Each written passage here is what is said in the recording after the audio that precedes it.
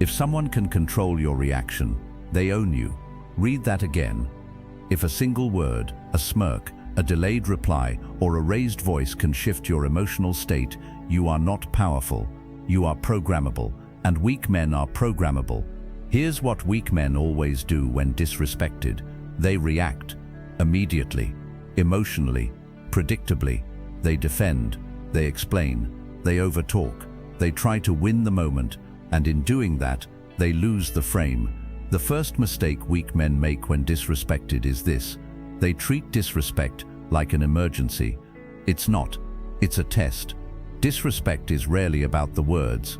It's about watching your nervous system. People don't test strong men with fists. They test them with tone. And the weak man, he takes the bait every time. Someone cuts him off in a meeting. He interrupts back, louder. A woman pulls away slightly. He double texts. A friend makes a subtle joke at his expense. He laughs too hard and then explains himself. He thinks he's protecting his pride. He's exposing his insecurity. Here's the uncomfortable truth. The man who needs to prove he deserves respect doesn't. Respect isn't negotiated in real time. It's observed. You don't get respect by reacting to disrespect.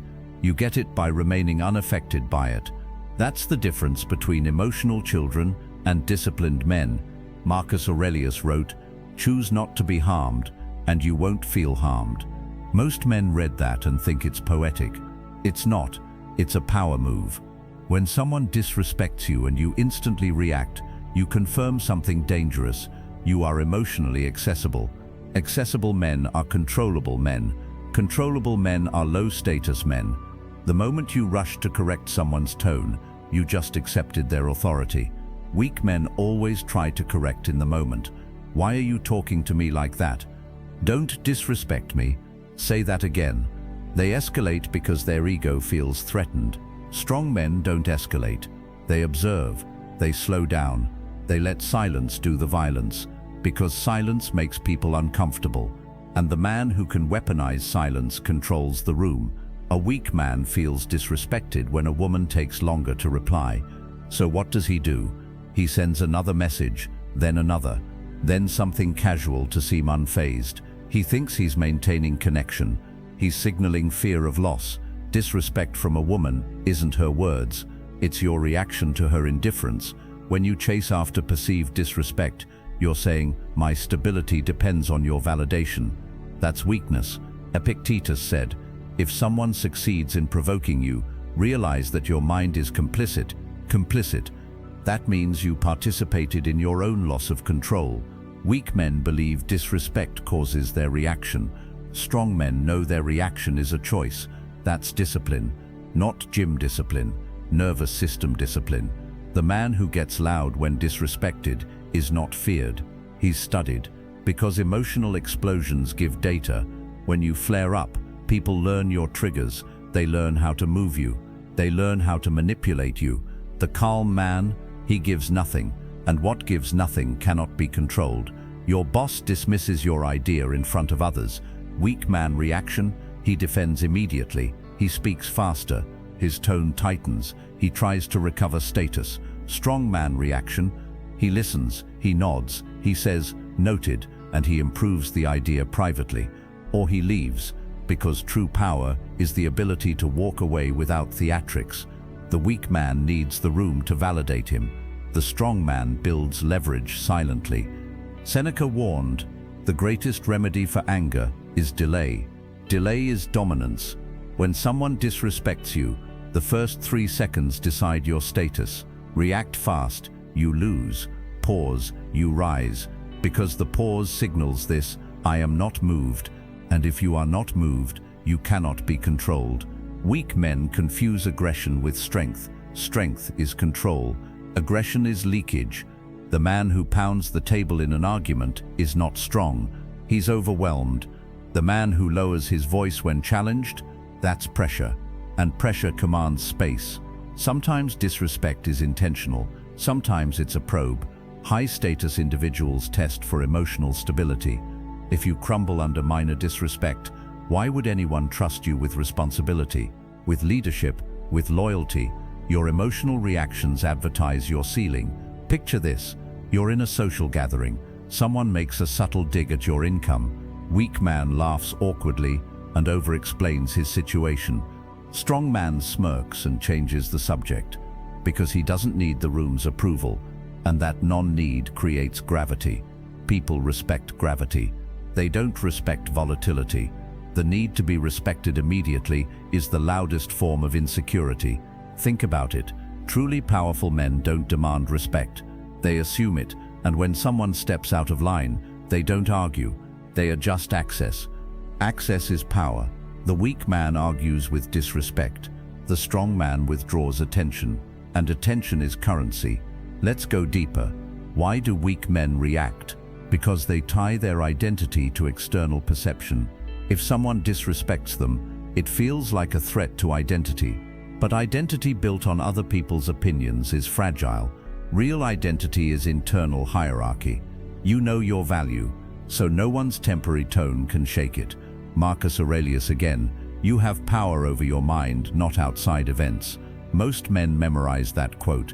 Few apply it, because applying it means swallowing ego. It means letting small insults pass. It means not correcting every slight. It means understanding that sometimes silence is more threatening than retaliation, and ego hates silence. Every time you argue over minor disrespect, you shrink your authority. Authority grows in restraint. Imagine a lion reacting to every bark of a dog. Ridiculous. Weak men bark back. Strong men walk, and the room notices who needed noise to feel big. Here's the paradox. When you stop reacting to disrespect, disrespect decreases. Why? Because people test for reaction. If they don't get one, they move on. Drama requires two participants. If you refuse to participate, the drama dies. Weak men feed it, strong men starve it. Let's be clear, not reacting doesn't mean tolerating abuse, it means choosing timing. If correction is needed, it happens calmly, privately, with controlled tone, not emotional chaos. That's the difference between strategic response and emotional reaction. If someone can bait you into anger, they can bait you into mistakes. Anger clouds judgment. Clouded judgment lowers status. Lower status reduces leverage, and leverage is the real power currency. Weak men trade leverage for momentary ego relief. Strong men protect leverage at all costs. Watch powerful men closely. When challenged publicly, they rarely defend immediately. They ask questions. They slow the conversation. They shift focus. Why? Because the man who controls pace controls perception. Weak men speed up under pressure. Strong men slow down. Speed signals panic. Slowness signals certainty. Epictetus taught that insults are opinions, only opinions, but weak men treat opinions like verdicts. They hear a comment and think it defines them. Strong men hear a comment and evaluate it like data. Is it useful? If yes, adjust. If no, discard. Emotion doesn't enter the equation. If you can't control your face when disrespected, you can't control your life. Micro-expressions betray weakness. Eye twitches, jaw clenching, voice cracking. People read these signals subconsciously. Control your physiology. Control your breathing. Control your tone. That's dominance. Not shouting. Control. The most dangerous thing about reacting to disrespect, it becomes a pattern. And patterns become identity. You become the emotional one, the sensitive guy, the guy who can't take a joke. And once that label sticks, your status drops permanently. Weak men protect ego in the moment. Strong men protect reputation long-term. If you need others to treat you like a king to feel powerful, you are not a king. Kings don't beg for treatment. They command space by presence. Presence is built in solitude, in discipline, in self-control, not in arguments. So what should you do when disrespected? First, pause. Second, assess intent. Third, decide strategically. Sometimes the correct move is indifference. Sometimes it's quiet correction. Sometimes it's removing access permanently. But it is never emotional chaos, because chaos is weakness, and weak men always default to chaos. Here's the shift. The next time someone disrespects you, don't think, how do I defend myself? Think, why does this not move me? That internal question builds psychological armor, and when nothing moves you, nothing owns you. Your power is not tested when you're praised, it's tested when you're slighted. That's the moment your identity is revealed, not to them, to you.